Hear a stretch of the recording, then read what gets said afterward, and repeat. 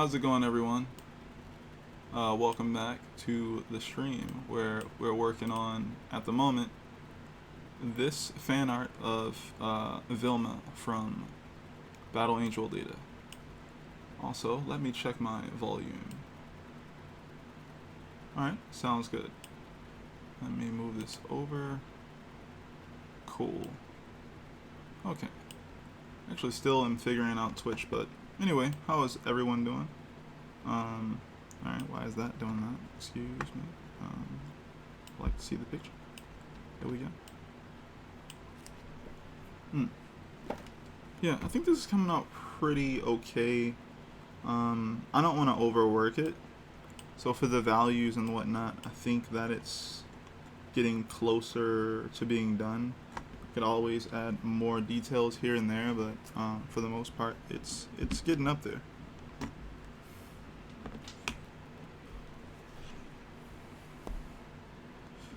Over time, I've kind of been figuring out that I really enjoy the Marvel vs. Capcom 2 art, but I do not want to go too close to it. I just like the overall feeling of the completion of it. If that makes any sense. Kind of like I feel like it's based off of like line work that's finished or really close to finish, but it has all the things you need in it, right? It has like easy to understand shape language. It has good outlines, and it also has values, because sometimes they would do like the pencil stuff, right? And in the pencil stuff, they would go ahead and put the shading and stuff like that in there, the hatching details and stuff. And I always thought that's really good. It's really cool that it works that way, because it leaves you with less work to have to do in the coloring process if you don't want to do that work. And yeah, I always like that.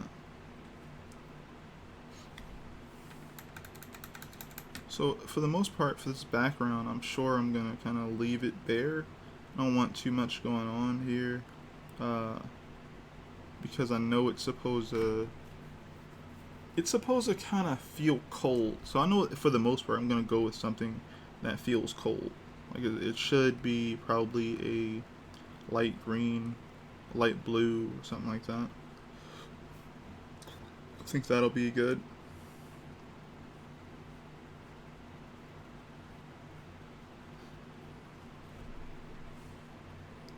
Alright.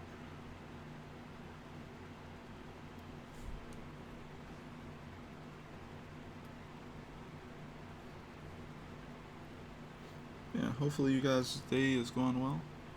Stream started about 12 minutes ago, and I've been just kind of getting the link around and whatnot. So now I'm gonna start, I guess, working a little bit more on this, kind of putting things where they need to be. So I'm gonna jump over here. What layer is this? It's that layer. I think actually what I would like to do is create a correction layer. If I can create that, that'd be pretty cool. So go over here to layer, go to new layer, wherever that is. Should be, there it is, new correction layer. That's not what I want. There's a layer type here that allows me to do something different.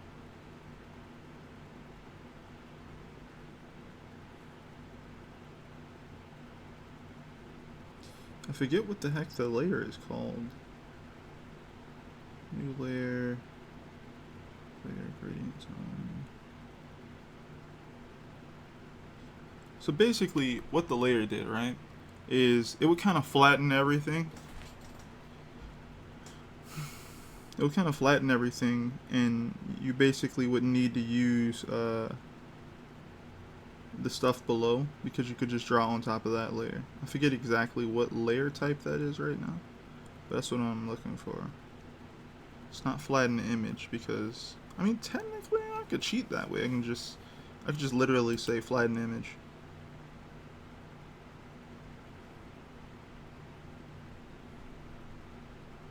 and by being able to flatten the image, I can copy it,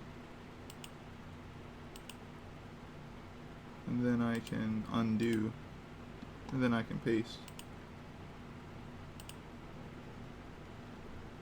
Yeah, I've used this darn program way too much to know to know that little shortcut to do what I'm looking for. But yeah, I've been using this program for a long time, and yeah, still haven't really touched the amount of dope things you can do with it, in my opinion. Yeah, so I'm gonna go ahead and move this over now, and I'm gonna move this over, so I don't need it. Oh, not that. This one. There we go.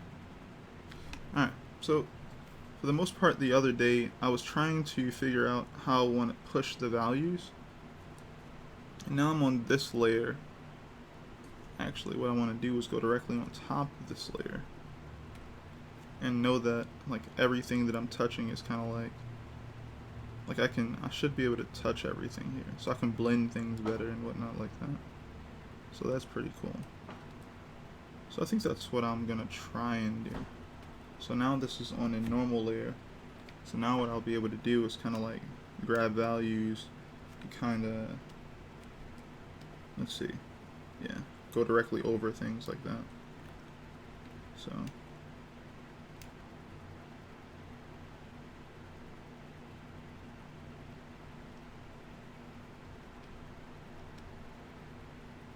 it's just me correcting things that I did from the previous day, but also can kind of change some things here and there pretty well.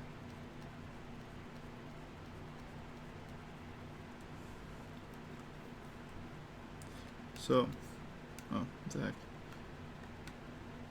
The number one thing I wanted to kind of try and fix or change would be lightening up certain aspects here. So if I choose white here, I can go over this line work.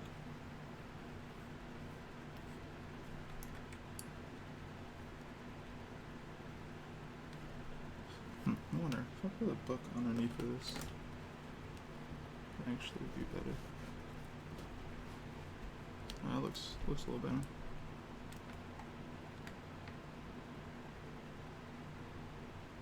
Clip Studio is saving.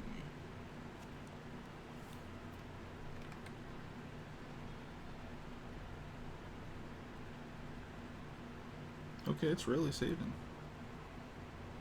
A lot.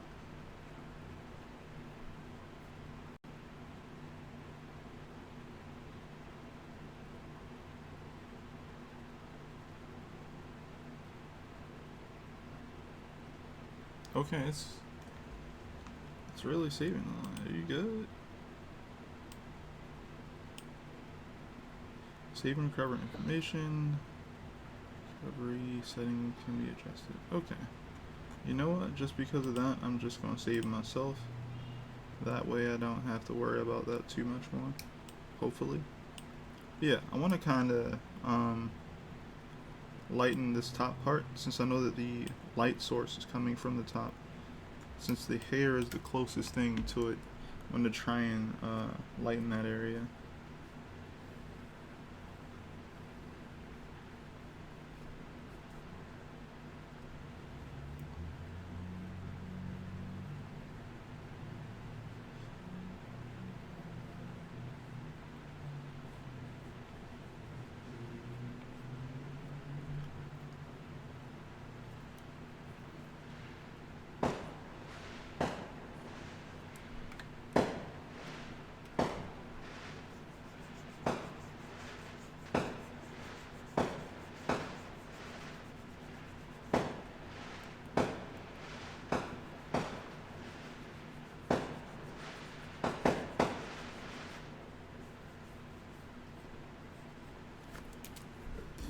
We got those fireworks going.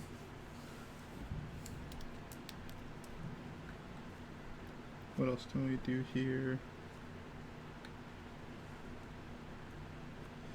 I think it's a little off here and there though. So this is that.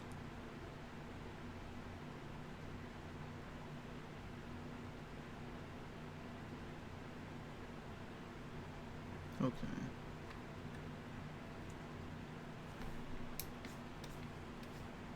So that could work.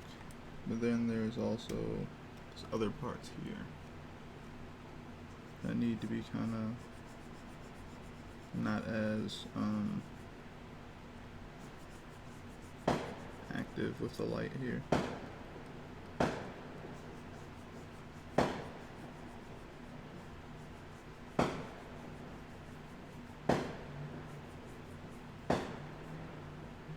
I wonder if I actually take a pen and just go around this outline, will it be better? That might be more interesting.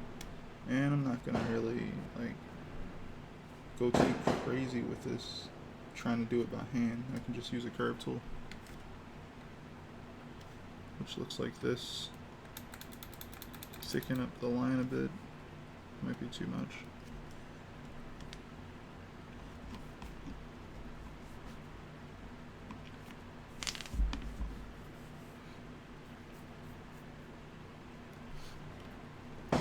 Go from about here, there. Oh, I missed it.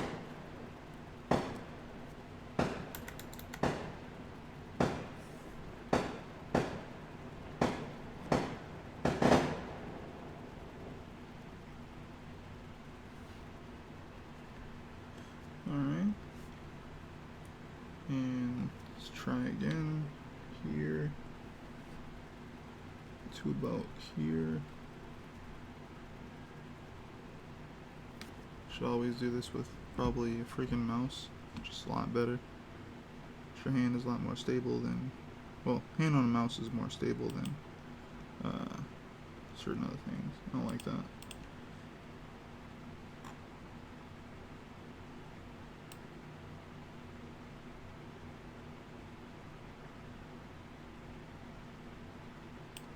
Here.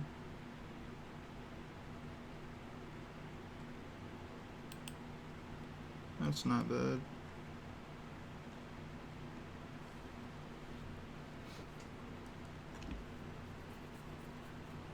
Alright.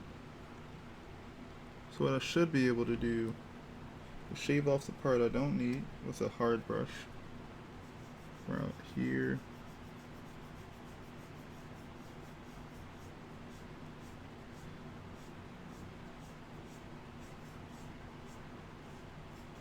So about there, and also over here, turn this a little bit more.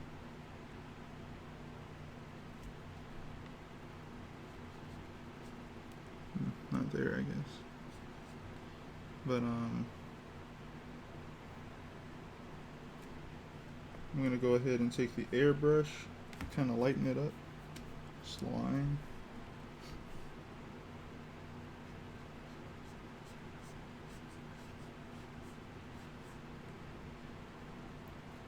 There we go.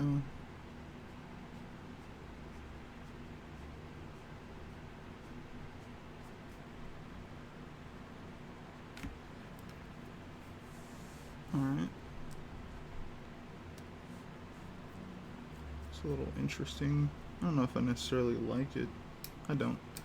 Definitely gonna try and fix it a little bit more.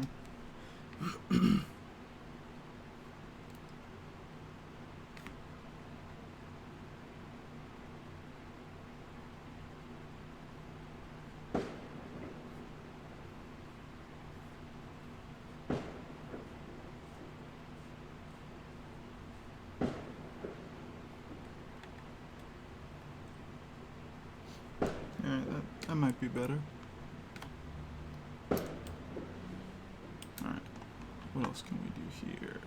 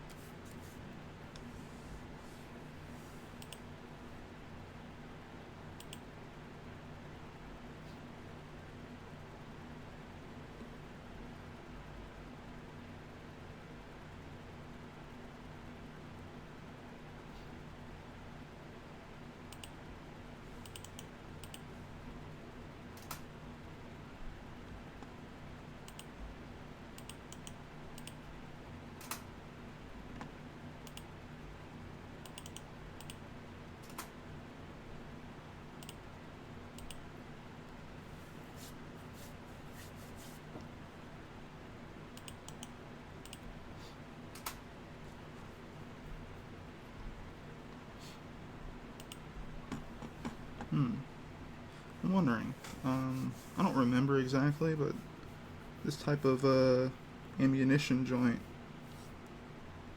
is it dark? I think that it should have some darkness to it if it isn't, because I think that it's supposed to be, but I don't remember right now.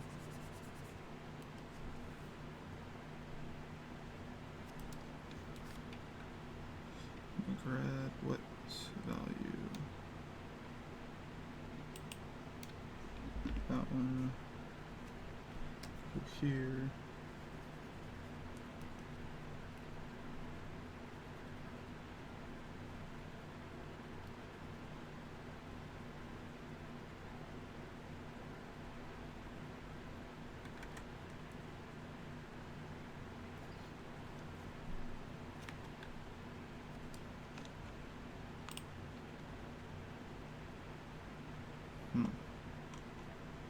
You already have some sort of shadow right here for this bag. Now I'm gonna make one for the slow string coming out of the bag, which I believe should be closest around here.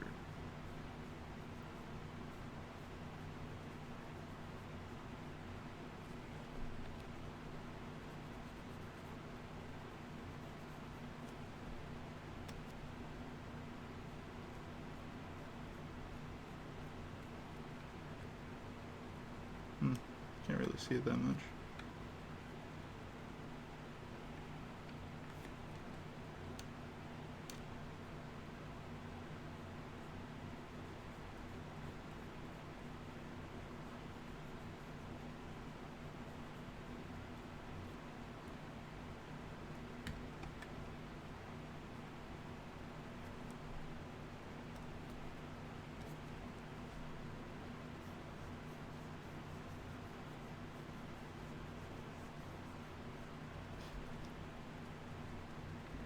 Hopefully that comes through a bit.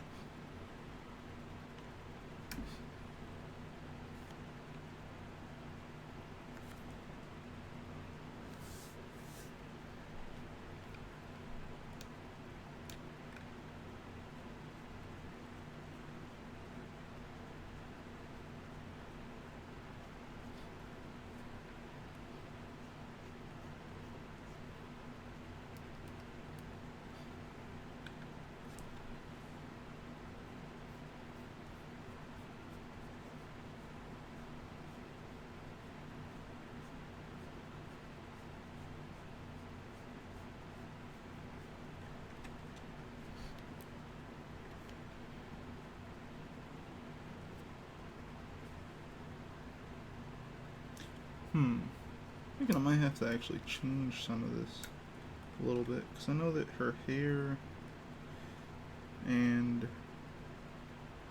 let me see something. So I might have to like grab like the stuff that's on her hair and let me see, where is all this?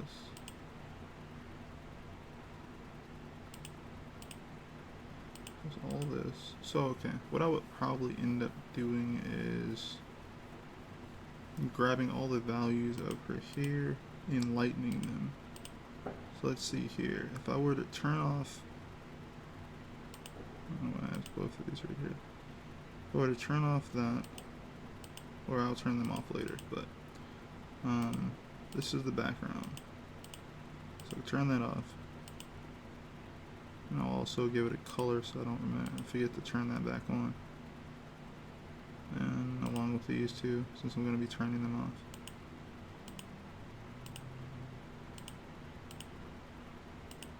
off. Okay. So this is just extra values.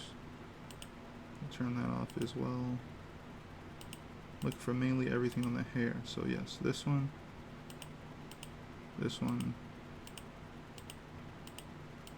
and I guess some of this as well. What's this? That too. I guess this as well. Okay, and this is just this. Alright, so what I'm gonna do is, what will I do with this?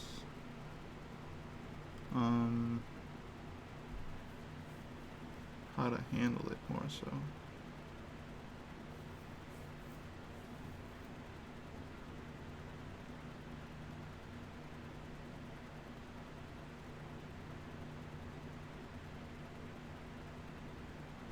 Okay, what I'm thinking is, what I'll do is I will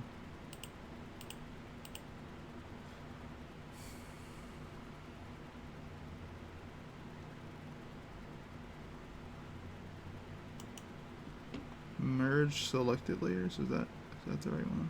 Oh no, this is merge visible to new layer. That's the one I was looking for. So I think I'm gonna grab all my selected, or all my visible layers real quick, and then what I'll do is I'll copy that,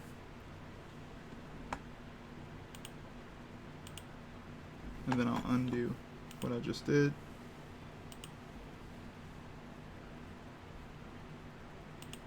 Which means I got all my stuff back. I'm gonna turn everything back on here.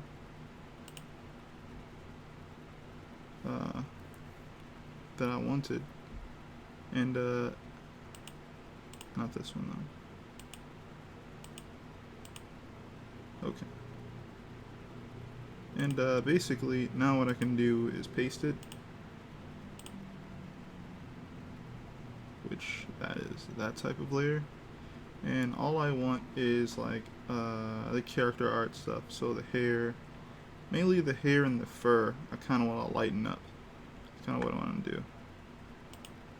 So actually, you know what? No, that's not what I'm looking for.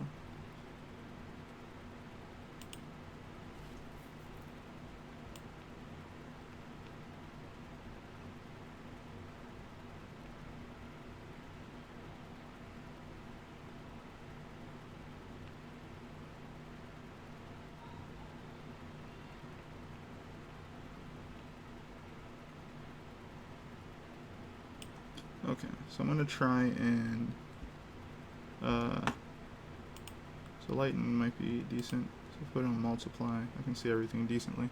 What I'm gonna do is literally just select every area that is the hair and like that type of stuff. And by doing that, I can just delete everything outside of its selection. And then after I'm done with that, I'll have like all that stuff selected, and I can essentially just play with the opacity of the hair. I can make it lighter the way I need to, because her hair and the fur that's going around her jacket is all like a lighter. It's supposed to be a lighter thing. I mean, yeah, it is. So yeah, that.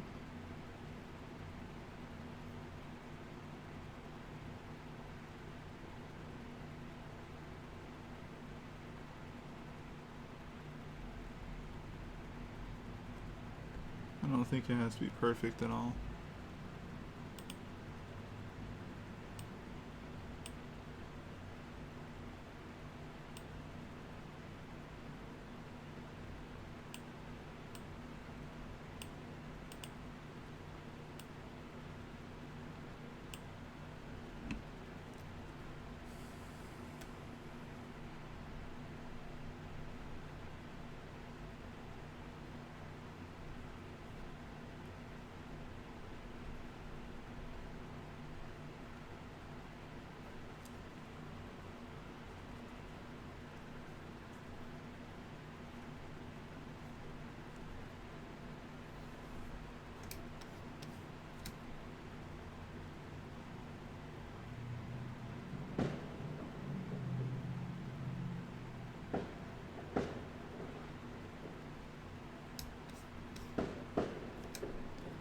Snow that's on her shoe.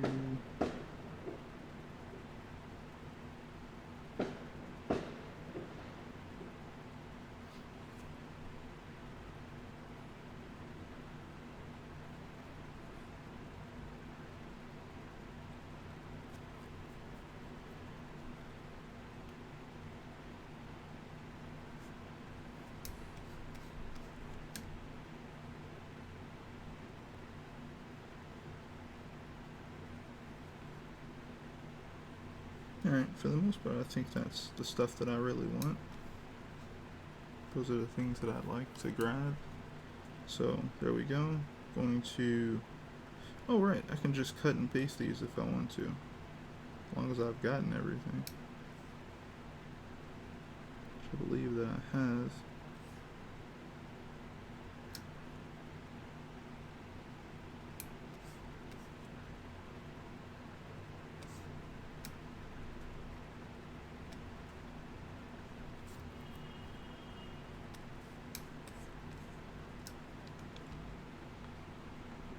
Why? How did I miss that? What is that from? Oh, come on. What? How did I make that? How is that even a possibility?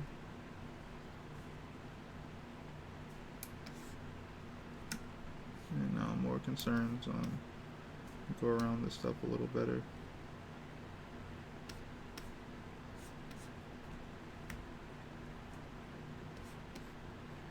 Okay.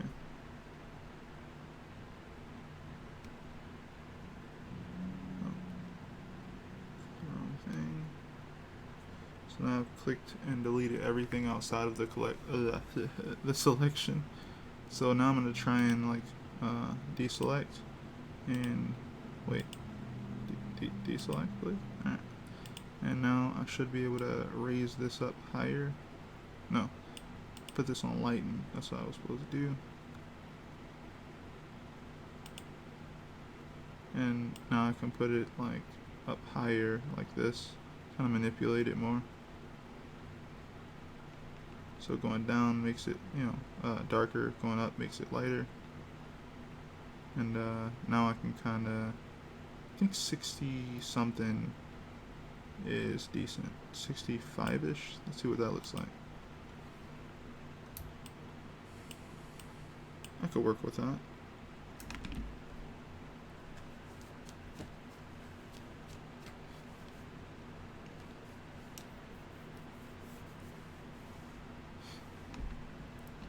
Alright, now to use the good old cheat of making a selection of the background art.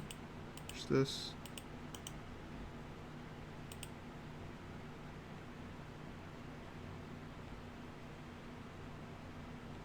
Now I have that. Go up here. Go ahead and click delete. Gets rid of everything on those outlines.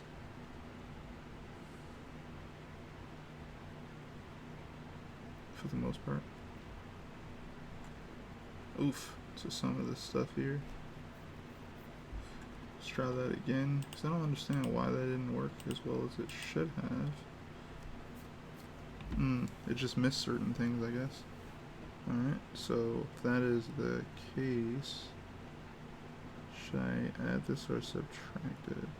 Let's see. No, subtract it.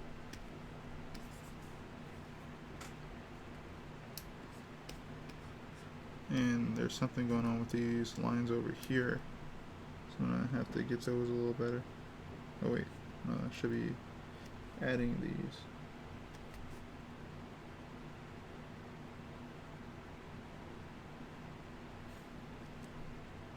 Or at least I thought. Weird. Yeah, it should be that.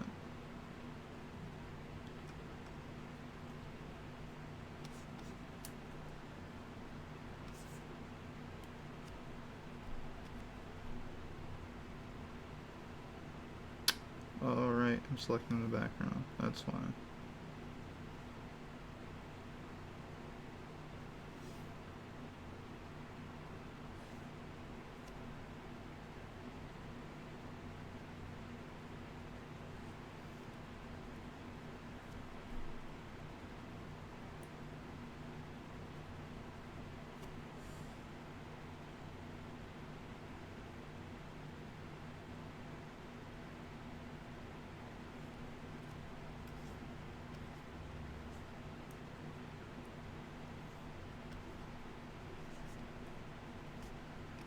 Interesting, the stuff that it sees and the stuff that it doesn't see, you know?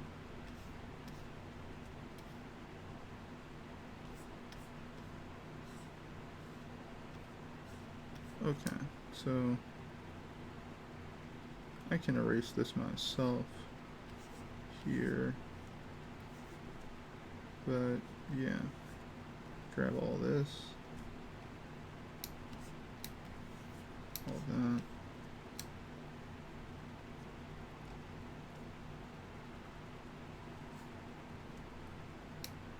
Okay, for the most part, I think it should work now, the way that I want it to work. Now, let me expand it a little bit.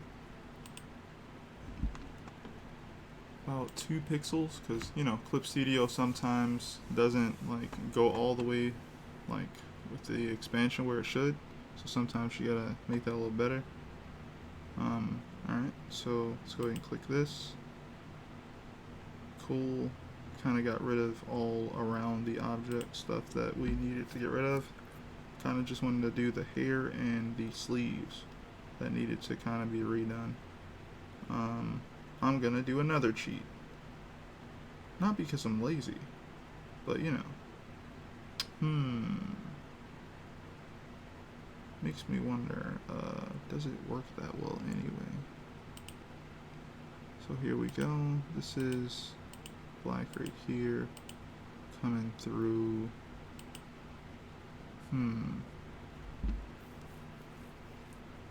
I think I'm gonna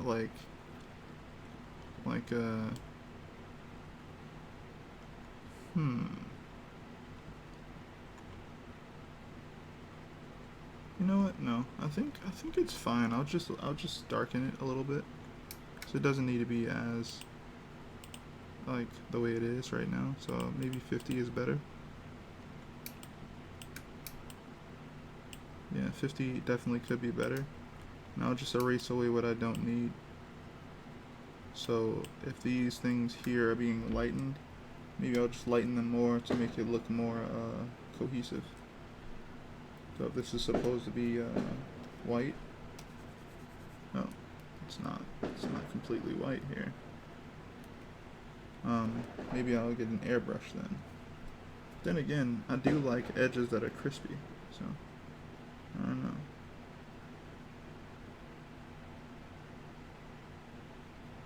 If that's the case, then what exactly is the value on this layer? I guess it would have to be whatever this is here, which this isn't. I don't think this is completely white.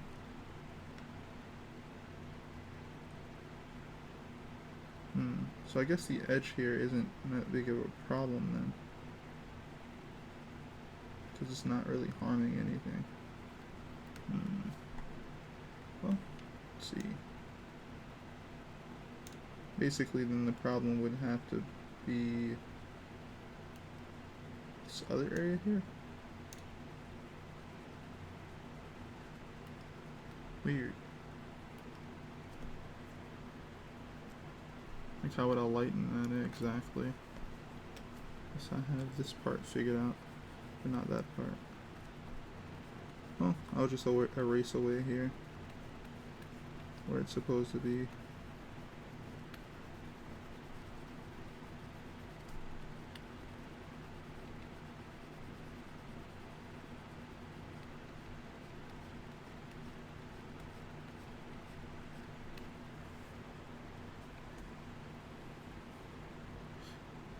Everyone doing okay? I'm just trying to figure out this Caerula picture. I keep switching up her name, but I like to call her Caerula more than Vilma. So I don't know. Vilma feels like there's enough characters called that, not enough characters called Caerula. So I'm probably gonna hop around though. Honestly, she's a cool character though. You know what? The way her sleeve is right now, like looking at it from afar, it's not really taking like anything away from it. So I think I might keep it the way it is. As far as like this part on the left, you can't see it probably, but I've been looking over here at this a lot. So I think I'll keep that the way it is. It's not really bothering anything. What else can we do? I kind of like this little ridge around everything. That's kind of cool. I might actually go ahead and accentuate that more.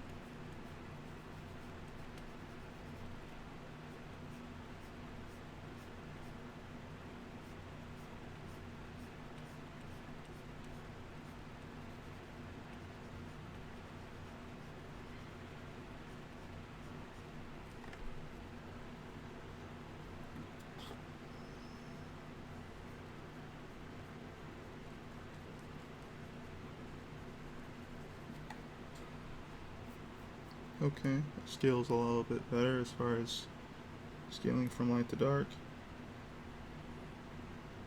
Let's go over here.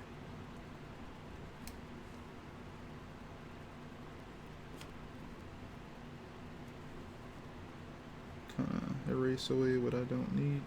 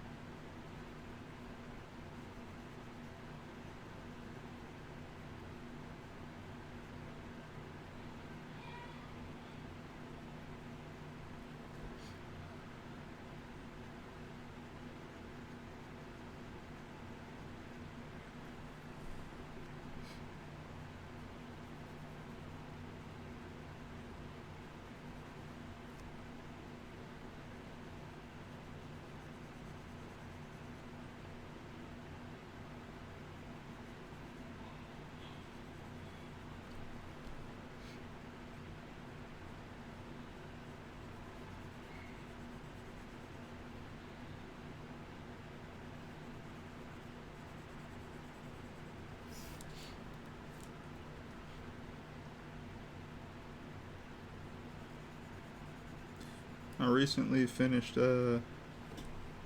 what's the name of this manga? I recently finished King and Ashura, and yesterday night I was like, you know what? I never gave the anime a chance. I wonder what that looks like. And I looked at the trailer, and I was really sad. I was just like, man, you know, when I first saw it, and I was just like that 3D doesn't look good, you know. I don't think I'll be taking part in checking that out right now. I was like not a fan yet, you know. I didn't read the book. I didn't check out the comic at all. I didn't know anything about King and Ashura, except some people said, "Yo, read a King and Ashura." And I was like, "Okay, one day I'll read it." But now I've read it, and I think it's really good for what it does. And man, it's just like so like why did it need 3D? And I get it. There's definitely some moments in Kingen where they are using very much real world physics stuff in their examples of martial arts, but I don't feel like it was so strictly, you know, it was so strict that it needed to consistently be in 3D. You know, like maybe a part should have been like traced from 3D or something, or I don't know, even rotoscope. Like if this was such a difficult technique, maybe we should have referenced consistently a MMA fight or something where someone gets put into a grappling move and they break out of it, and not, the other person breaks out of it, and there's another attempt, and you know, like maybe we needed to just do that because I don't know, man. Like it doesn't look good. Like it doesn't look like something I want to even try to watch. And I don't think I think I've seen enough CG to be able to tell even from a trailer that whether or not it's good or not. Most of the time, trailer doesn't show all the good parts necessarily. It shows some of them, and if that's what the good parts look like, then it's just like, whoa, like, I don't know. I don't know if I like that. Well, actually, no, I don't like that.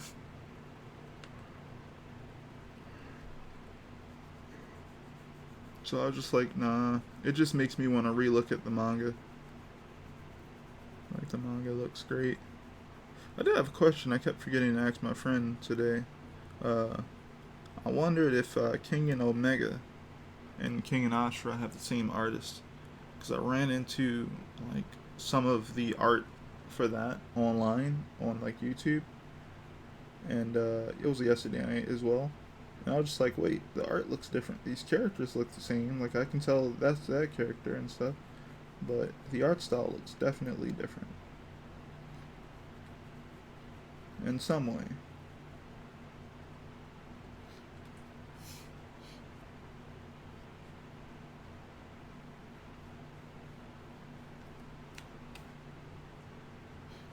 Over here zoomed into a hand.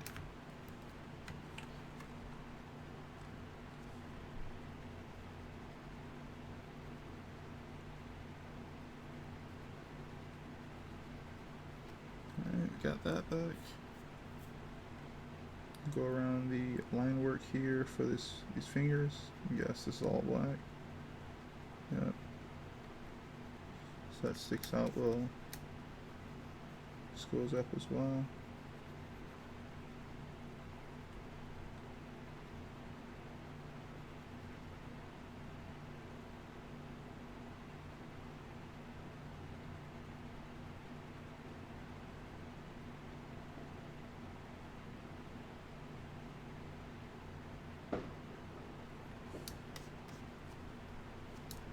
Thanks, Kai.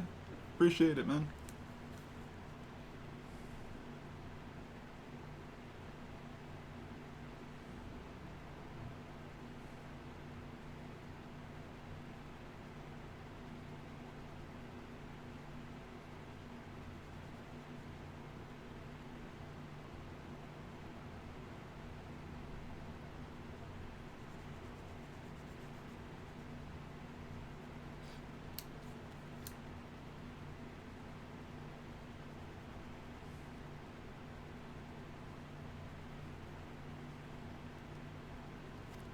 I wonder why that. Oh, that's a shadow. That's why. Kind of erasing and bringing stuff back into the frame, if you will, or into the focus. So a lot of this stuff is only supposed to be lightening up the fur and the hair. So I'm kind of going back and erasing through.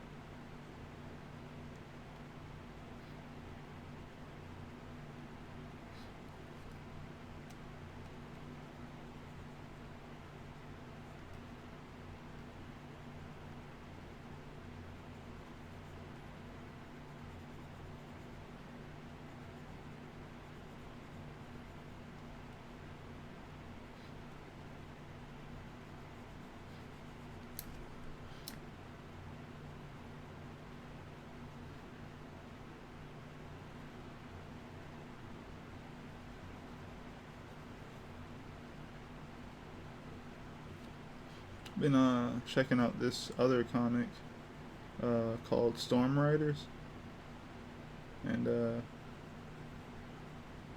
let me tell you, Storm Riders' artwork is great, and I can definitely tell that no matter what I do, I can't not be influenced by martial arts stuff from China, like martial arts movies or like it doesn't matter. Like whatever it is, I'm just like, man, I like that stuff, and it shows because anytime I see someone doing anything else with like martial arts inspired fantasy stories or movies or something, I see a little part that I must have been inspired by that I took and used, and it's not necessarily from any one source. It's just they do this consistently in like with the Chinese like martial arts stuff, like yeah, like I'm reading through Storm Riders and like the naming conventions that I use is kind of like already I can see it. Like it's like, yo, you might name your characters simply, like how simple they name their characters, like because of the martial arts stuff. Like you just didn't know. And I'm like, dang, it could easily be that. Because I'm like, for example, sake, yo, what's wrong with having a character named Master Wind? Like, I always thought that was cool. Like, like, you know, and I'm older and I'm all like, yep, I still think that's cool. And there's no problem with it. And, you know, I find even more that I want to do stuff like that. And, yeah, like, anyway, I'm reading this story. I'm checking out stuff. And I'm all like, you know, first I'm going through, I'm like, man, this guy's power or ability is really dope. He's cool. And then you find out this guy is like a horrible personality. And you're just like, oh man, like, this guy sucks. Like, man, like, this guy's garbage, man. Like, are you serious? Like, that's how you feel? Like, this is not cool. You know, you just sitting there like, man, I almost thought this guy was cool. Something's wrong with me. You cannot judge this man based off how cool his ability is. That is not good enough. Like, no matter what, you know. But maybe there's something to be said about that. I feel like maybe if a kid got into that comic and they did think that they were cool, maybe that was the point. It was like, oh, you think he's cool, right? And then boom, like here's something that should make you go, maybe it's not so cool. Which makes you go, you know, maybe I shouldn't judge, you know, everything based off how cool an ability is. So, yeah, or how cool the title is, you know, like so what? You have a title, okay.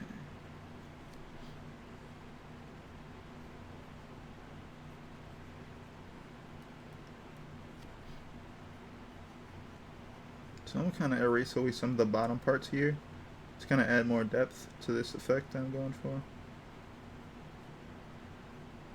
And I guess some around the sides as well. Kind of think it'd be decent to do. Hold up, kind of flail out with this. Hold on. That might be cool.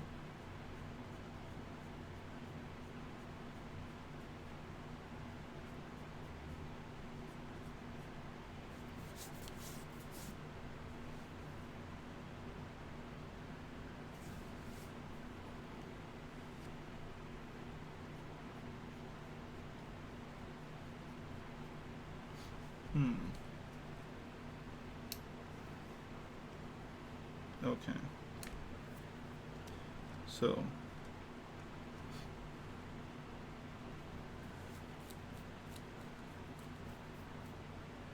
I think the hair is looking like a little darker. I mean, the fur in that area should be looking a little darker, so I think that's what I wanted. What else do we need to do here? Oh, this part. Have this hand.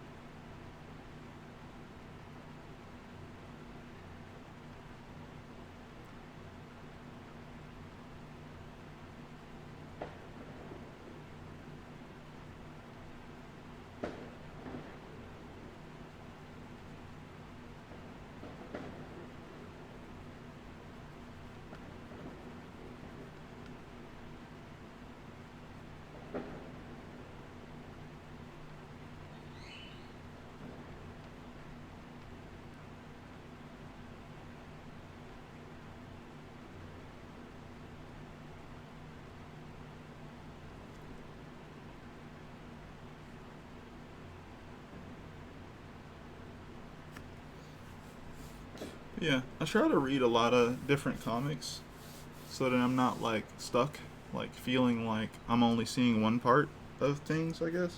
It's kind of like there is, you know, a lot of different people out there who have a lot of different cultures and a lot of different customs. And the things they hold dear may be different from some of us. And how they go about explaining or exploring those ideas could also be different and interesting. So, like, I already grew up reading like American comics, and then I segued over to check out like manga since that was interesting to me as a kid, and I eventually checked out Korean comics, and then I eventually checked out Chinese comics, And you know, obviously there is indie comics and webtoon and thing like that. Like I read a lot of different types of comics, and hopefully, I try to sometimes fan out and do some different genres as well. It's interesting to see the things that have become normal in each genre. Um, and you kind of use some of that knowledge, right? Anything you do in your comic, you can expect that a certain amount of people are going to know what that thing is, right? And since you know all types of comics are popular now, you can assume cross pollination of that knowledge exists. Unfortunately, it doesn't mean you can always bank on it, but you can definitely say that more people know about this type of thing. You know, like so when you do it, you know you're not just doing it because like you saw it or whatever. You can also say like, yo, like I know people know what this effect is, like because you know, look at how many people read this thing, or look at how many people know about this thing. And some people are so influenced that they bring some of that influence, or some people are so influenced by other culture stuff that they bring it into their own art, you know, and they try to show it off to, you know, people reading the comics they're creating in their culture. But again, you never know who's reading your stuff or checking it out because the internet, right?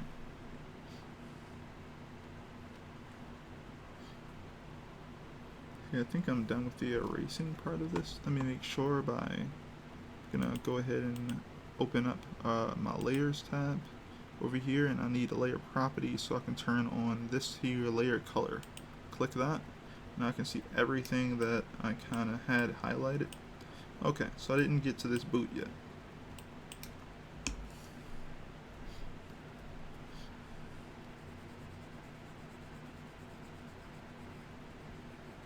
Actually, I'm gonna turn that off because it's like messing with me.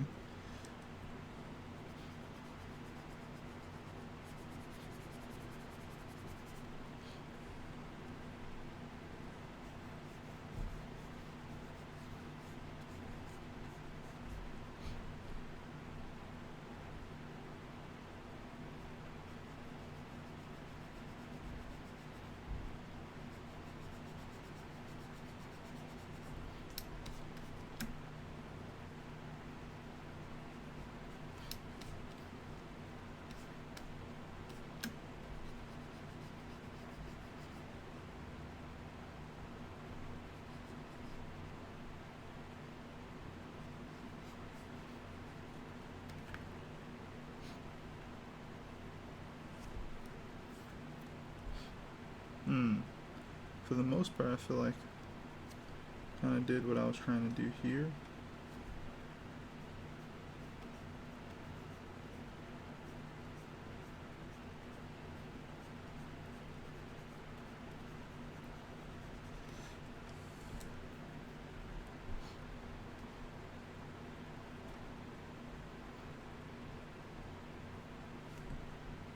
See, I like this. I like that, like, her hair is, like, uh, going past her head a certain way. Well, her hair is going past, like, her eye like that. But, like, it's also, like, covering it. But it's doing the thing that, you know, the anime joint do where, like, if the hair is behind the eye, then you shouldn't be able to clearly see it type thing. I like that it's getting that effect, essentially. I like that.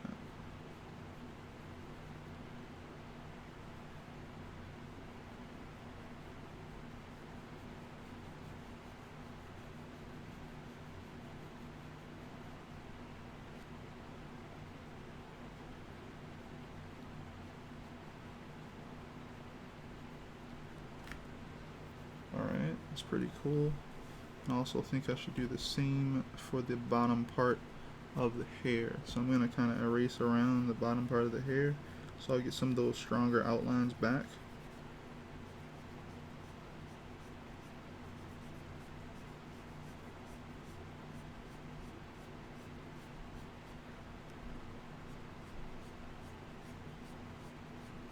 I feel like that works okay for like her hair, which is overlapping a bunch of things anyway. and make sure that they're not getting lost in translation with all the things that they're kind of next to.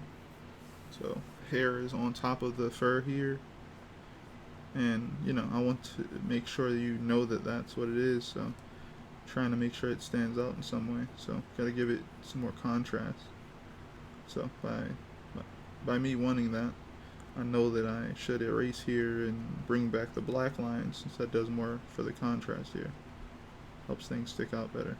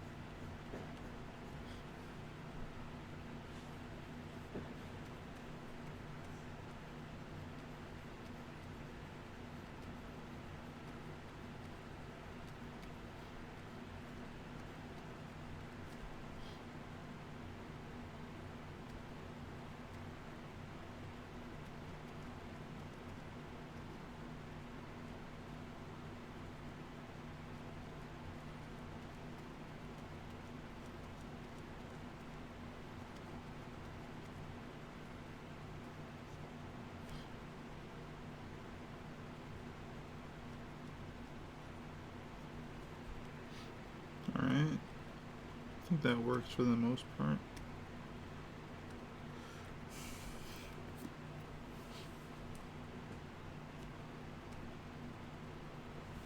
It's funny, to me this is starting to look like cell shading, and I'm all like, I don't really do cell shading,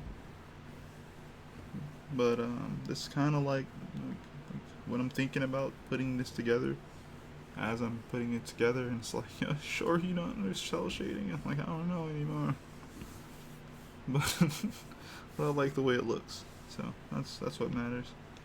Um, just getting a little bit more detailed there, here and there. So I'm gonna start picking apart little bits and pieces, like bits of the lighting and I guess some parts of the underdrawing. Though I'm okay with keeping most of it there. Um, I really do like the feeling of like a human being kind of created this, and and I'm happy that I drew it with pencil, even if I did it with ink. Like a part of it feels like no matter how like great you get with doing something by hand, there'll be some form of feeling like you can tell a person that worked on it, because there's just natural little problems that you create, like little things.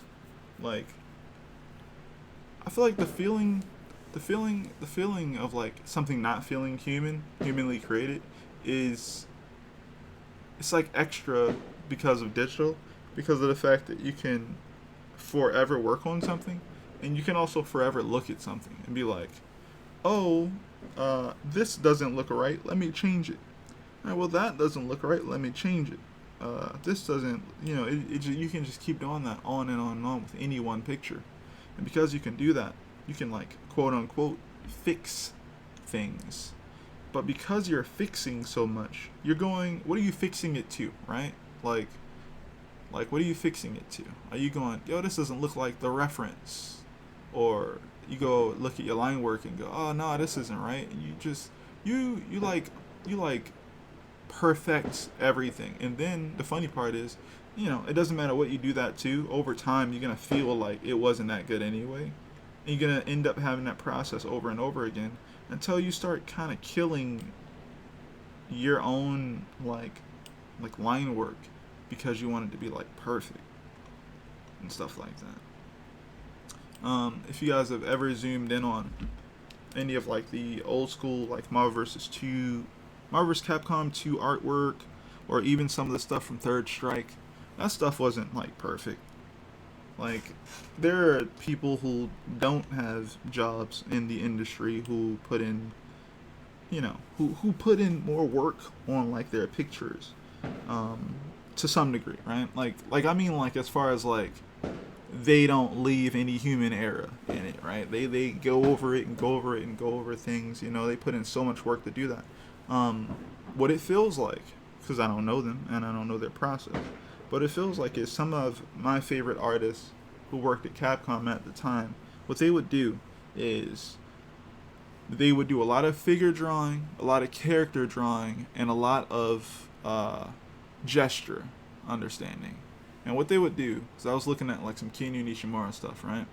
She would go, okay, I've drawn this character a bunch of times, so I kind of get the shape language of this character, and I know the expressions that they would make. And then she's like, like I have to create certain artwork for this part of the game. And then she would take, pencil and paper, or I don't know, something really big and broad to kind of layer in like what the general shape is gonna be for the pose. And then after she did that and like figured out what's gonna be on there, she would take that and use it as an underdrawing. Cause I've seen the bottom part of like one of these pictures, and it has like a piece of paper on top of that, and she would basically go over top of that what I assume to be a light box, and just how animators draw everything very gesturally, very loose, but also tighten up here and there where the details matter. That's what she would do. That's what her artwork looked like. That's why her lines were so good, because I don't know if you've, I don't know if I have a preference, I guess, to some degree, where I feel like animators kind of draw to some degree feels like better than everyone because of their understanding of how to use the pencil really well and how to draw gesturally. Like every line has this nice, flowy understanding of what it's supposed to be and what it's supposed to do and all that good stuff like that. So when you see it, it's like consistently like, oh, like this is an eye. How many lines is that gonna take? It could be like this and that, and you'd be like that, right? They could just figure it out, right? And it doesn't have to be perfect. There could literally be stuff going out of the lines and stuff. Because if you were to always draw like, if you draw like you're inking something, right? Then that means you're not really, if you draw like you're inking something, like you're tracing it onto the paper, you're going to lose something in that. But if you draw like you're gesturing something onto the paper, even if lines go through an object, like you're drawing a torso, right? Like I'm drawing a torso right now, right?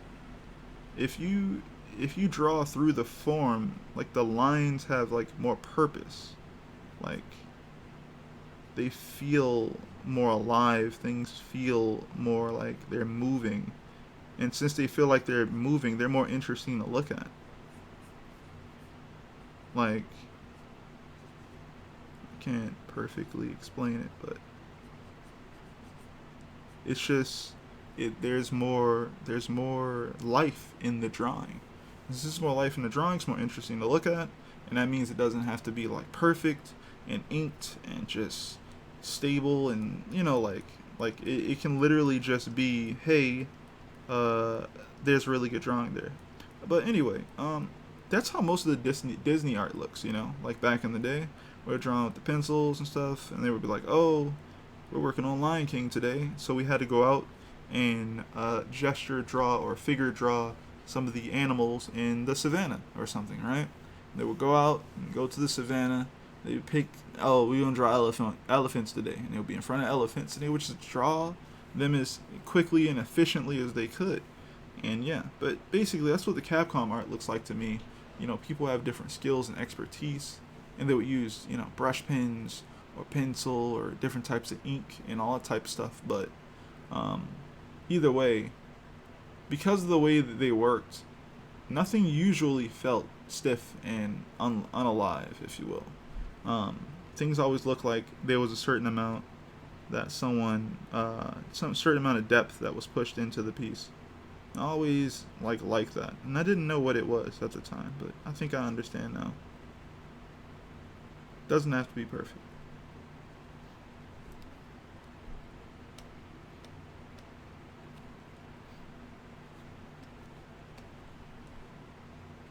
Alright, so where are we gonna go next? So I'm having a problem with this elbow here. And I know I do want to I know I want to go and add some things onto that elbow because it should be a little lighter at the tip of that elbow. So let's see.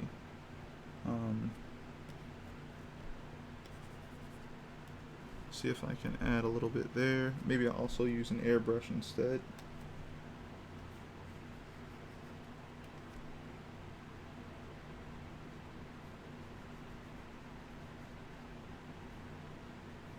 And I'll just erase out with the airbrush.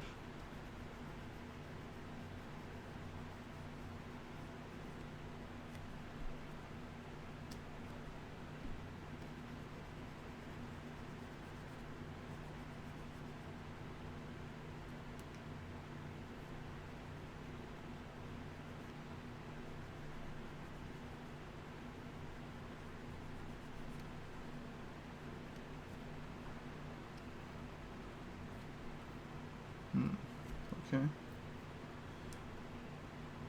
The other things I would like to do is work on some of the value stuff on the other layers here. So the first, which layer here is actually at a decent level though. It's not that. I don't think it's that. This is just the pencil work there. Okay, so it must be here. So this is what I'll do. Go here, look around. So even though this is outward, here it's darker here, so that means that this should also be somewhat darker here. Though it is on a plane that is facing a whole different direction necessarily. Why am I not seeing anything here? Oh, because of how it's operating. Okay, so I'd have to... Okay, this layer then. That's fine.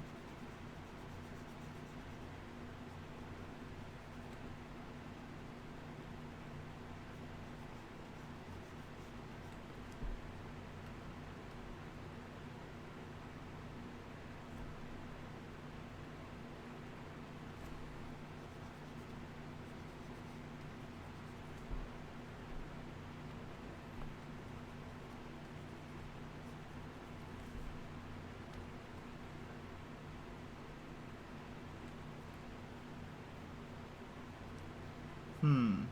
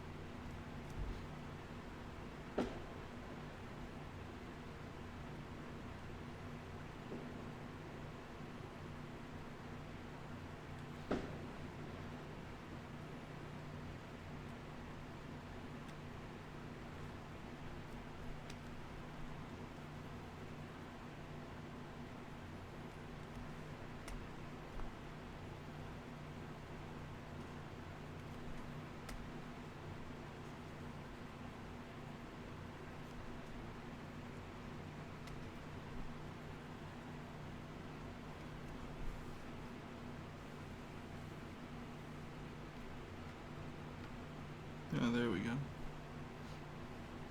It's like, where is this layer?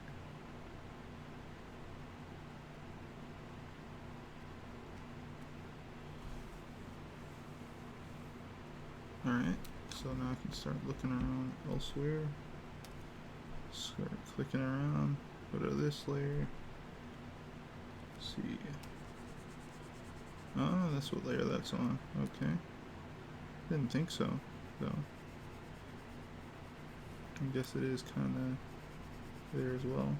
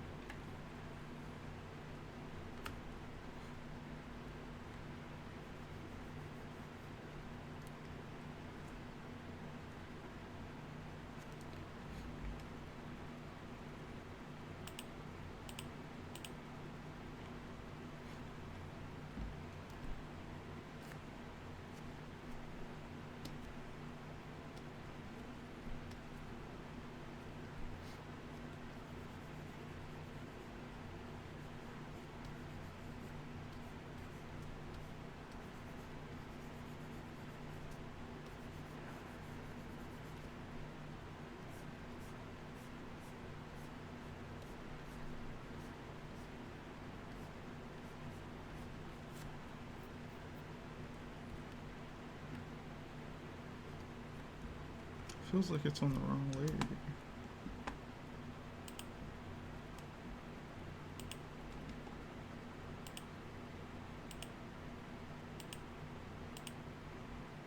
But I'm not even clicking that.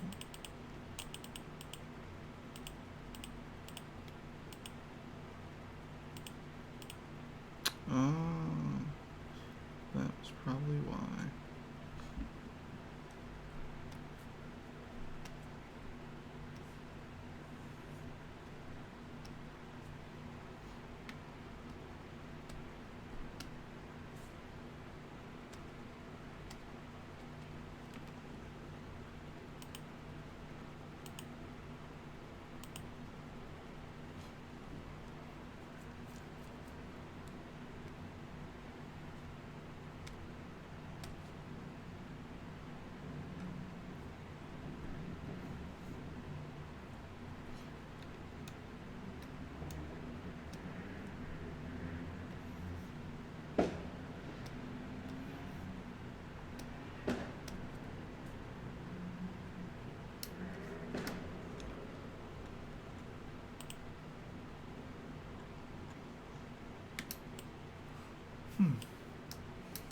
Alright. It's looking pretty okay.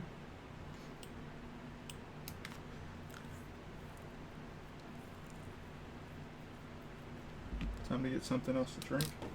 Actually have not been drinking much. Hey, how's it going, Thero?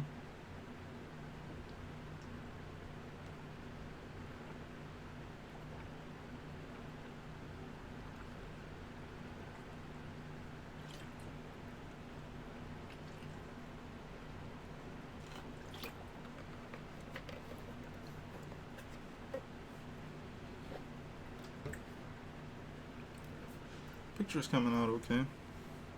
I think so. Gotta figure out this whole bullet thing. What is this called? Is this a clip?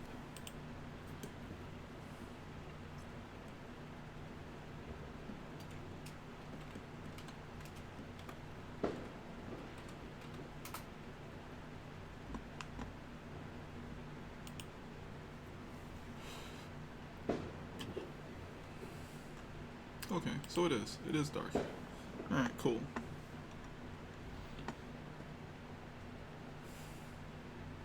It's dark and the edges are usually kind of like lighter. So that's what's up. You doing pretty good? Just chilling? Nice. Nice. Hopefully you're enjoying the day.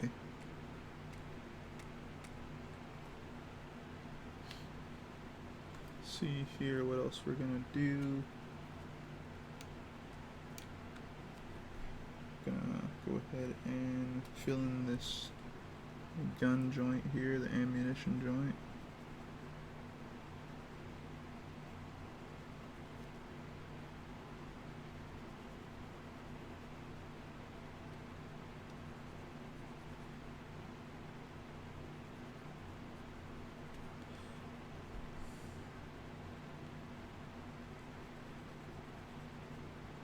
Let's see here, is this also on this layer? It is, okay. So we're gonna go here.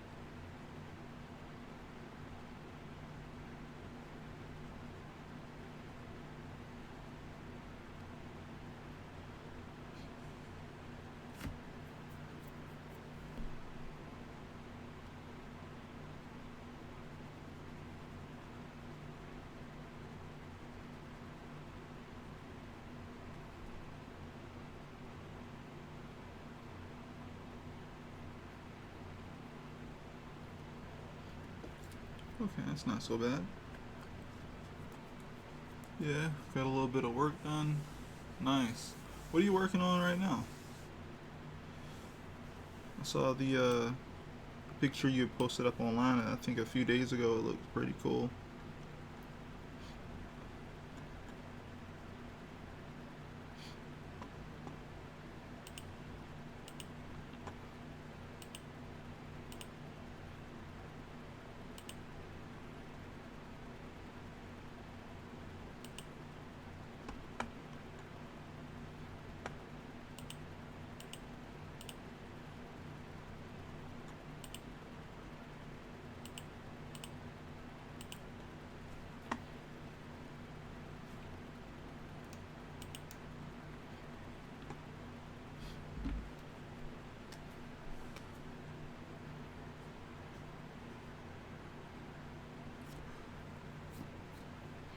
Clip studio said, hold on, let me save real quick. Let me hold on. Alright, bro, go ahead.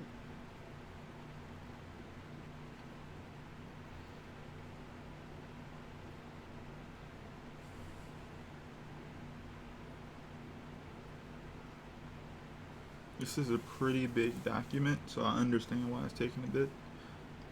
I always scan my line art and stuff like that at 1200 DPI. Though I'm starting to think like, alright, for comic book pages, I'll go for 600 DPI. But for illustration stuff, I'll go for 1200. A Kulik rung piece? I have two I want to do before I get back to my comics. Kulik rung. I'm about to look this person up because I'm like, who?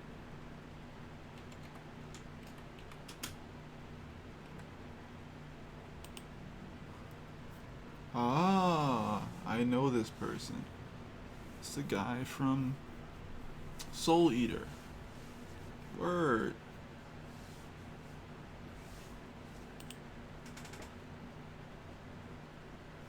Alright, Thero, what's happening, bro? I looked this character up and I was like, oh look, that looks similar to Thero's style. And then I clicked it and it was already you. And I'm like, alright, so you drawn this guy already. You already known about like drawing this guy, man. Like you show up when you look the character up, bro. Like, alright. Okay.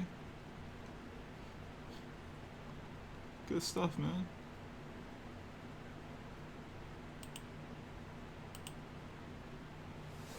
I've drawn him a couple times in the past. Nice. Looks pretty good, man. Is he one of your favorite characters from Soul Eater? Or do you just kind of jive with the way he looks?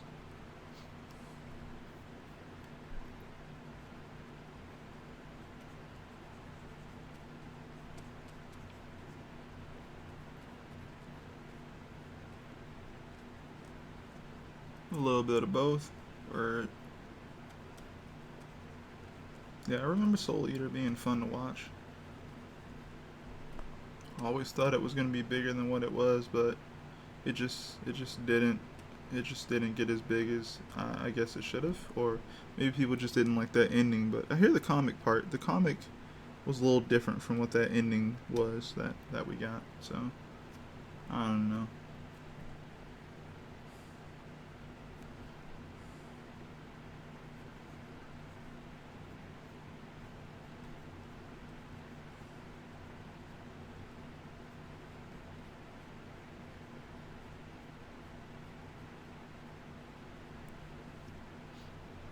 I heard the comic was better as well.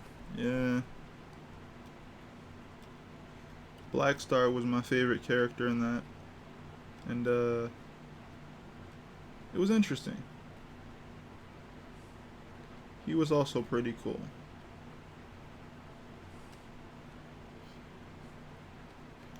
A lot of people had good favorite characters. But I feel like it was easy to kind of get into because it didn't have such a large cast that it was trying to get you into at first.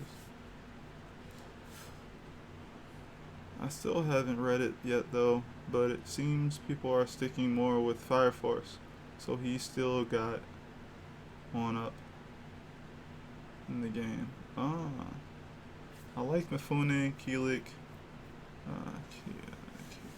Kishin's design, and Death the Kid. Word, yeah. Death the Kid was great. I say the main cast is pretty freaking strong. As far as like being popular or liked, like I didn't dislike any of those three characters, I like Death the Kid, I like Maka, and I like Soul, and all the other characters, like they're pretty cool. I don't remember the two sisters' names, something and Patty maybe, but for the most part, that main cast of characters was pretty likable, and yeah, it wasn't like a bajillion characters they wanted to get you to know. Like, so, I don't know, it was pretty followable. It was pretty consumable. And yeah, the designs were fine. I don't know. I hear the guy who's working on Fire Force said that that's going to be like his last manga. Like, that's it. Like, that's the last one. That's the last one he's going to do and work on.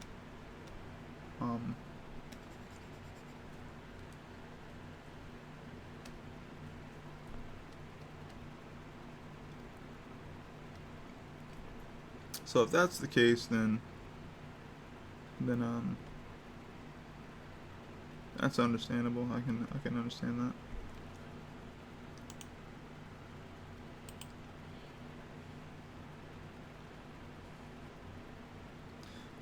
Because working on manga is not easy. I know it can stressful, so I hope he gets all he wants out of it. Yeah, see? Yeah, man, like, I totally get it. Like, if he's like, yo, like, this is it, like, I understand, because manga is stressful, but the manga industry is probably one of the most stressful industries. I mean, just thinking about the toxicity of some of the fan base, and also literally just the people you work for and how fast they want the content, you know? Delete everything outside of this selection. No, I'm going to delete everything on this selection here, which will be hopefully getting rid of some of these marks that are hanging outside of this. So let's see. Oh, did the wrong thing. I would have to do that first and then do this. Okay, we got it. And cleared up some of the extra marks that were there. And yeah, I think that it's as hard as I need to push that to some degree. Like, I could tidy up as much as I want, but most of the stuff I need is all there. So I'm really happy about the way that looks. I guess I could tidy up some of the stuff on this sword whip joint, but for the most part, it's kind of where I'd like it to be.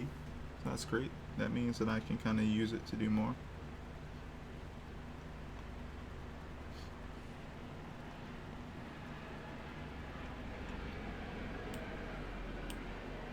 Did I save yet? I probably just now saved. Alright, we got like 30 minutes-ish left. Let's see. Probably should fill in this a little bit at least, so it doesn't stick out too much here. Click that.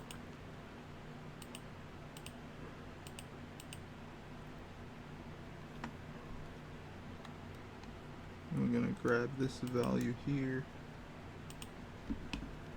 See if I can kind of push it down a little bit. Makes it have less contrast so it doesn't stick out as much.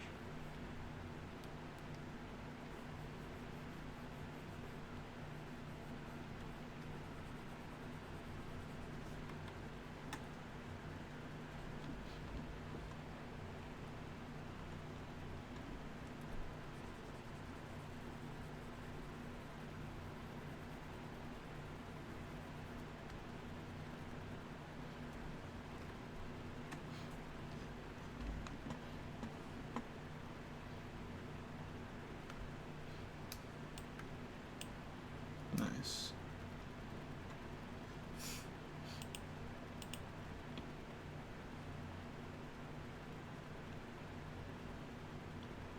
Let's see here.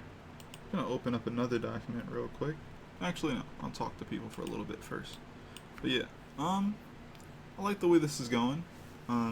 This is still technically going to be like a test. I'm probably gonna do a test run to like do like a mock of like what the color version will look like, which could easily be turned into like a print or something like that with the amount of effort I'm putting into it. Because I don't know, over time I've been figuring out more and more about like my aesthetic, if you will, and I'm starting to learn that like, you know, even though I like blending color, I don't like things to be overpainted. Um, I feel like it's fine over like painting a lot and getting that look is great and all. But for me, definitely if I'm working digitally, I feel like it's such a, I don't know, for me it just doesn't feel good. So what I like to do is focus on like values and then picking colors that I feel like will bring out an emotion that I want or something like that. You know, like that type of thing. Like I've done a bunch of the painterly stuff and it's honestly somewhat annoying when you don't have a set look that you're really interested in yet or that you like that you can produce. So I remember I was working on a picture of what's it called, of Ryu and Sakura back in the day. Actually, I'm gonna pull it up and show it to you guys. Gotta go to my old DeviantArt, you know. But yeah. Basically, I was drawing this picture of Ryu and Sakura, and I was like, okay, I want this to, I don't know, be good, right? And I was trying to get this look, I guess. And because I was trying to get this look, I was like, okay, I wasn't really satisfied with it, so I was like, okay, I'm gonna just keep rendering it until I get that look that I kind of am really interested in getting. And I think that I kind of got what I wanted over time, but it took way too long to like get there for me. Like I ended up going with something that has a certain amount of brush strokes to it, and it looks definitely very amateurish. Like I didn't know completely what I was doing. I just knew I wanted to look right. I just knew I wanted a certain look, and I was trying to get it.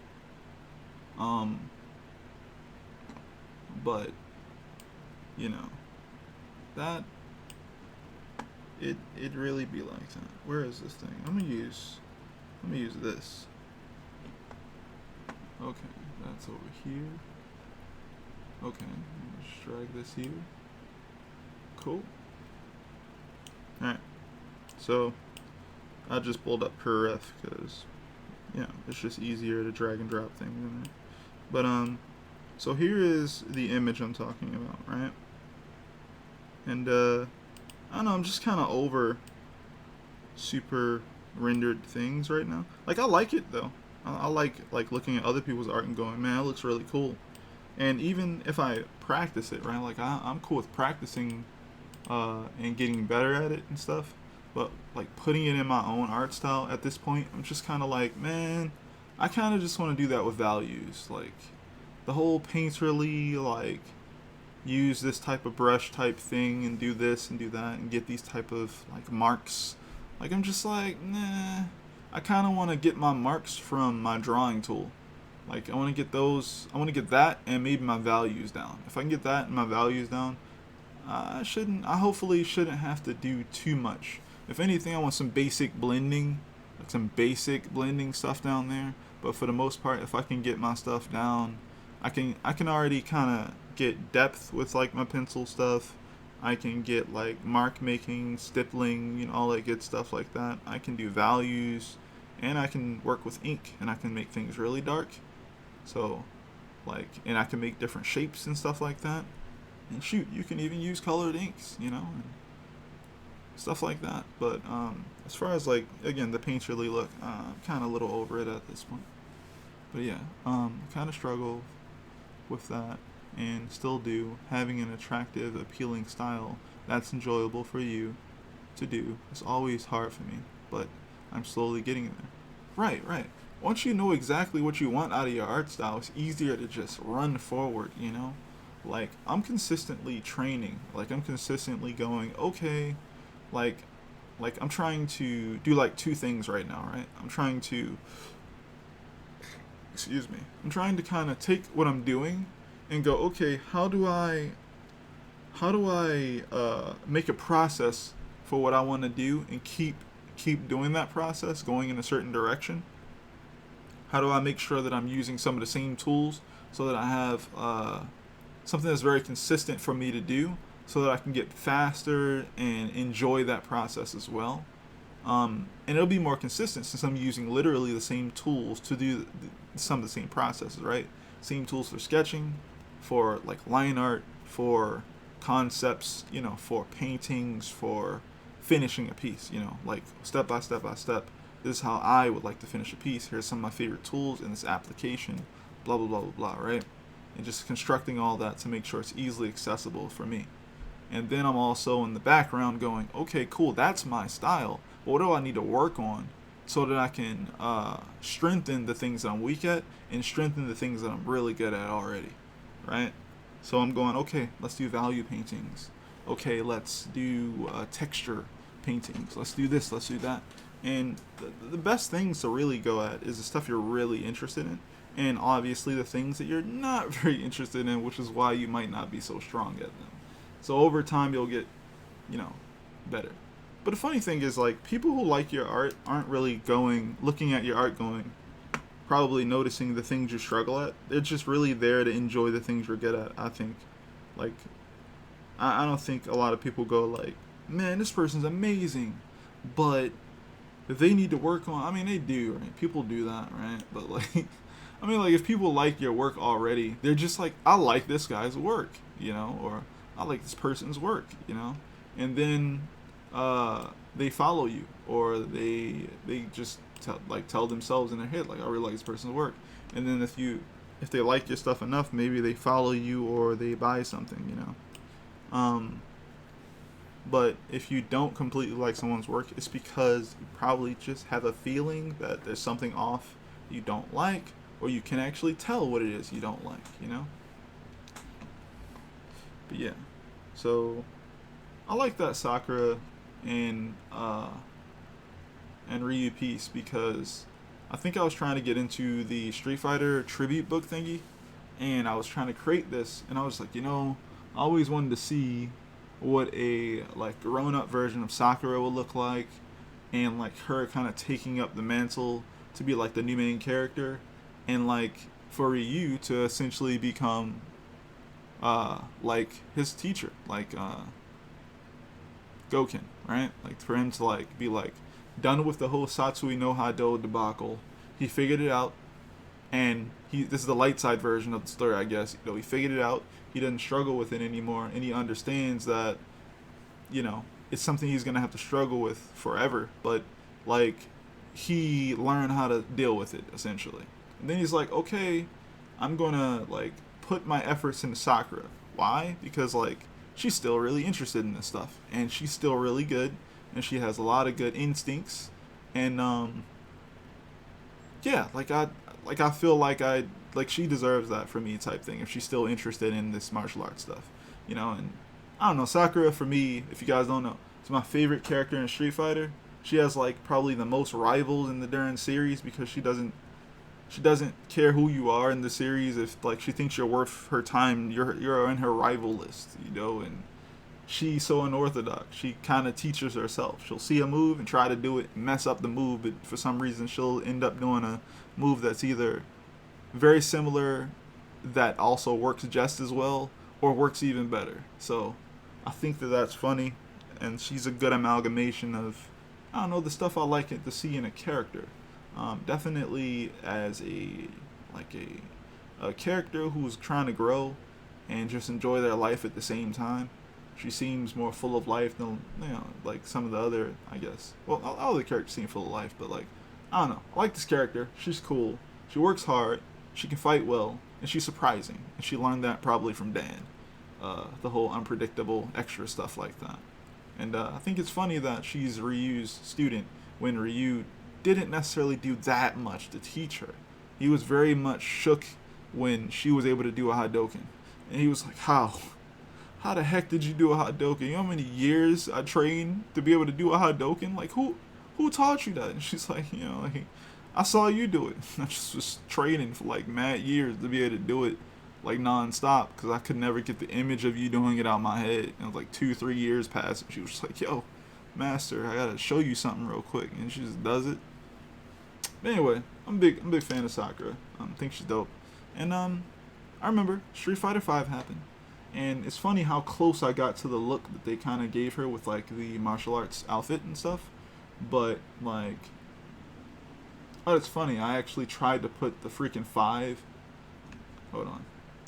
I tried to put the 5 right there, like a subtle. I think this is supposed to be a 5. I'm sure it's not an S. Maybe it is an S, but I'm gonna just say it's a 5. Yeah. See, I was like, yeah, Street Fighter 5, right? Yeah. And this is the new main character. This guy gets to be, you know, Goken. He's got the beads back. He stole them joints back from a coma. His dad, you know, it's his dad. And, you know, yeah, this joint cool, right? I always liked the whole student-teacher relationship thing. I always thought it was just an interesting conversation to have, you know. It's like the ultimate, like, you know, 2 heads are better than 1 type thing. You know, I forget the other saying, but it's kind of like, if more people tackle a problem together, it's more likely they'll possibly figure out a solution to the problem. So the other thing I was gonna pull out on here, I'm not gonna pull out the comic stuff right now, because why? Why am I not gonna pull out the comic stuff right now? Because there's a lot more work to be done, I guess, and I'm pretty sure it'd be slightly boring to look at me just copy and paste things and resize them and all that good stuff. So I'm gonna do that later. But I think tomorrow I'll work on the comic stuff with you guys on stream. But I want to show you guys this thing I was working on before. Not today. I worked on it probably yesterday, like before stream. But yeah, this is how this is turning out.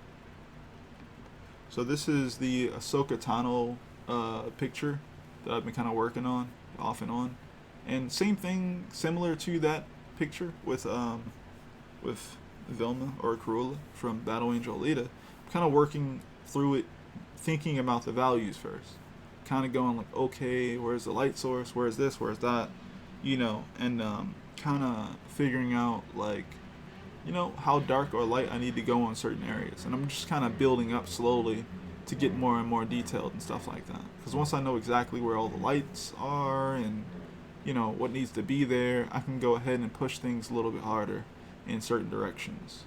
So I'm liking the way this is turning out. I think it looks pretty cool. I still have to put like a light up here, like at the top of this little circular thing at the top. There's supposed to be like a light right there, and it's a little light, but it's not like these other ones. So I'm gonna make sure that I do that. Actually, I can do that right now.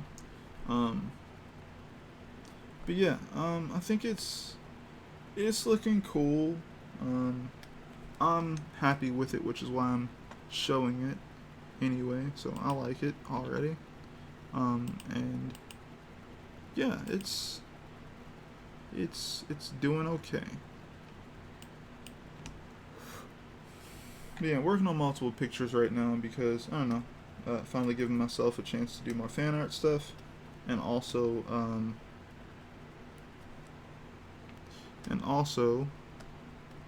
don't know, I don't know, just like what I like, and I'm enjoying it.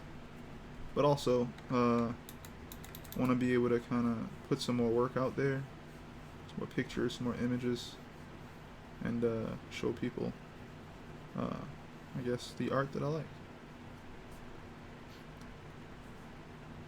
See, that almost works. And sad. Okay. Okay. There we go. There we go. We got that light up there.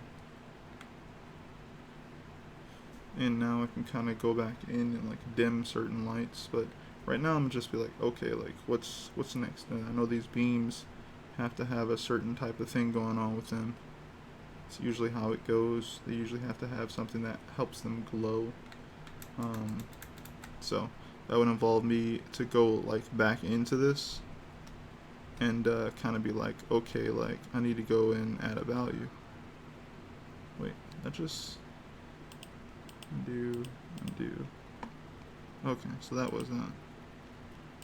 Put that there. So I'm gonna go ahead and try and like add a value here. It's actually, they used to have something called highlight on here.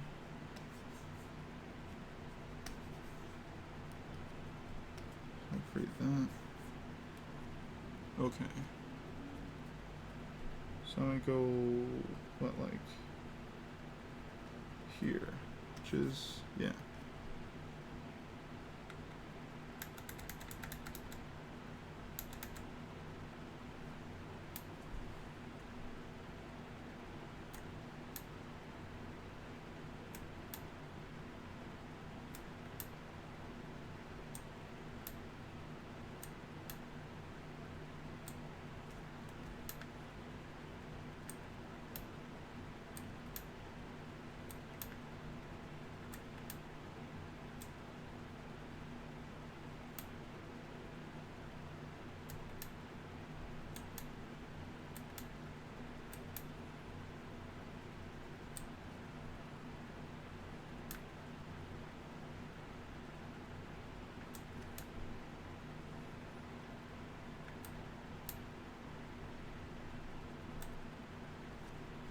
I don't think anyone's gonna see that, but it's there.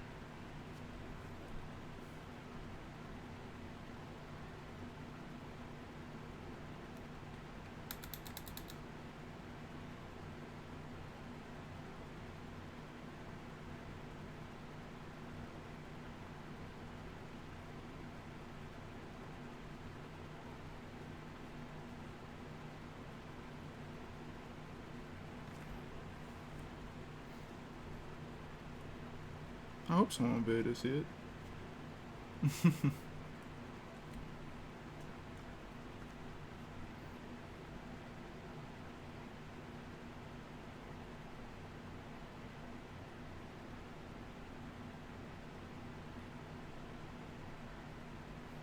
Again, same thing as like last time. Like, I'm gonna do my best to make it look good to me, I guess, but I'm not trying to make this joint perfect. I'm just gonna make sure that my focal points are taken care of and my secondary sources. Like, for example's sake, right?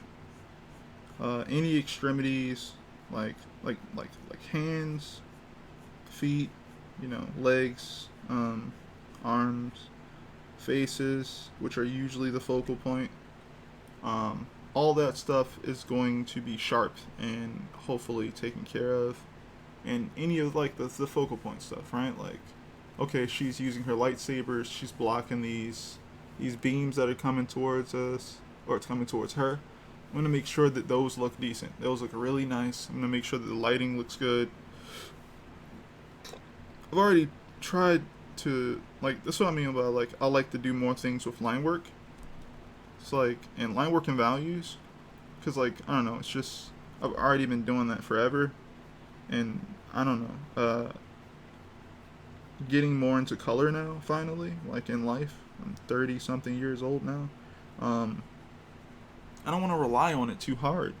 I'm still learning it, so I'm not gonna just go painterly and stuff, because I don't think I, paint that well necessarily yet. I haven't done enough. I've done a bajillion drawings. I have not done a lot of painting yet. But I'm doing value paintings left and right when I can do them. And they're important to me. But I want a lot of my information, to come from my line work, and then my values, and then lastly my colors. I want my color stuff to be, if possible, simple to understand when you see it. Like, I don't want you to have to decipher anything. Like, I want you to be able to be like, ooh, that color looks nice, or something. That looks cool, or something.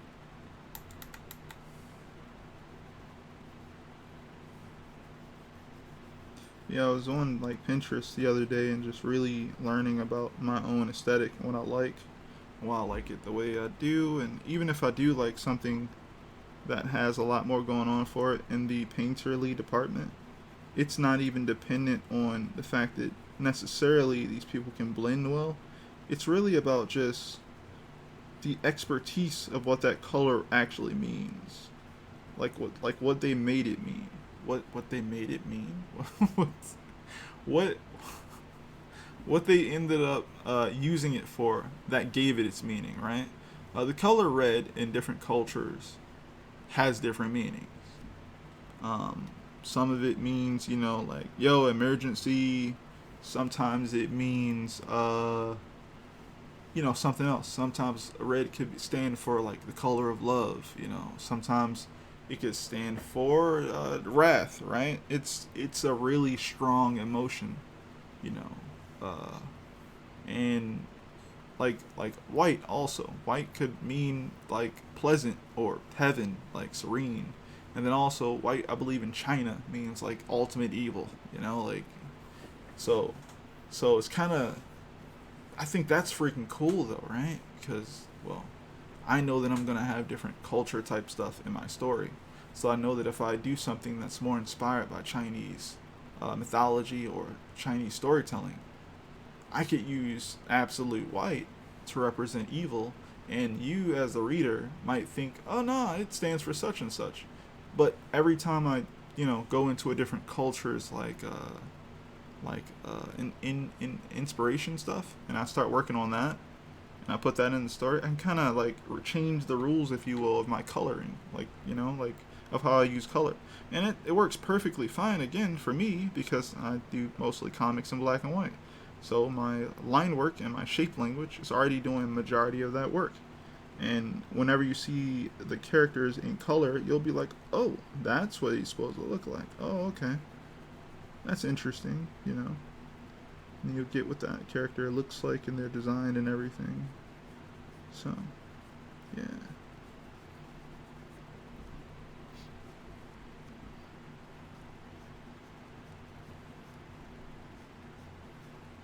But yeah, you can make any color stand for whatever you want. It's all about making a consistency of a thing, you know? Like, it's just like if you have a character you've created and they have like certain problem with something, and like certain like what are they called, certain phobias, or they're afraid of something, or they have trauma about something, make sure you're consistent with it no matter what, right? Even if they don't talk about it, even if they don't bring up their backstory where they tell you, you know, as quickly as possible in the story why they are the way they are, just be consistent with it, you know? Like, what if this guy can't turn left, you know, from some sort of phobia? There are phobias like that, right? Some people can't turn different directions. They'll just go the other directions. They can't do that. And um, basically, you can make something like that for color, right? You can actually be like, yo, like this color represents X, Y, and Z, or whatever. And and maybe that's for a character. You can make color, you know, represent a character's mental state. You can make it represent, like, certain combination of colors can represent people from a place or a place. You know, it could represent whatever you want it to be. Just make sure you consistently telling people, hey, without telling them, obviously, this thing, based off of these things that happen in the story, represent this. And if you keep doing that, eventually some people will pick up on it. So that when you finally reveal it, it'll make sense. It'll all make sense because you already have been giving people signs and warnings towards what it actually means.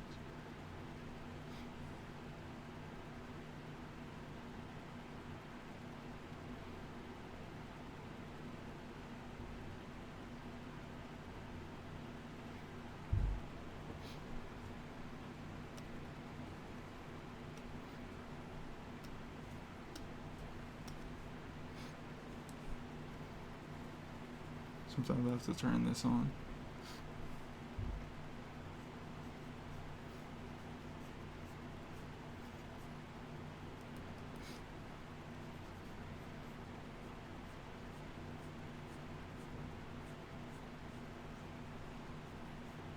Yeah, I'm about to actually get out of here soon. So I would like to thank everyone for coming through. Um, if you enjoy the content, please make sure you follow the channel and follow me on social media. The comic I'm working on is called The Divinity. I'm not working on it right now, but the comic I work on is called The Divinity, and I'm posting it on webtoon every Sunday at usually 12 p.m. Or 12 noon. So that's when that usually drops. Um, so if you find that on webtoon, uh, go ahead and give that or subscribe to that and everything. I will be eventually doing more for my Patreon. Right now I haven't. I've been just producing content. So yeah, I'll be eventually making little tutorials and stuff like that, dealing with art. 'Cause that's what I know. But yeah, I would like to thank you all for coming through and checking out the channel again. Yesterday was like my first stream back in a while. And yeah, I've been trying to check this out. I'm usually doing YouTube, and someone said, hey, you should check out doing Twitch again. It's a little better optimized for streaming. Yeah, I usually put out a video every weekday at 9 p.m. Eastern Standard Time. So yeah, if you guys can come through for that, that'd be dope. So yeah, thank you. Why is this going outside the line here? What's going on?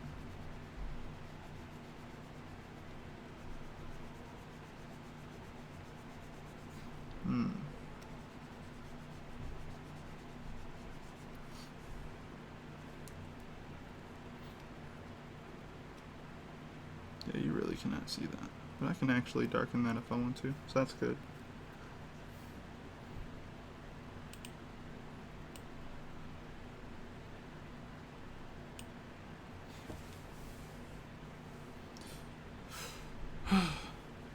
Alright then, people. I'm gonna see you guys next time.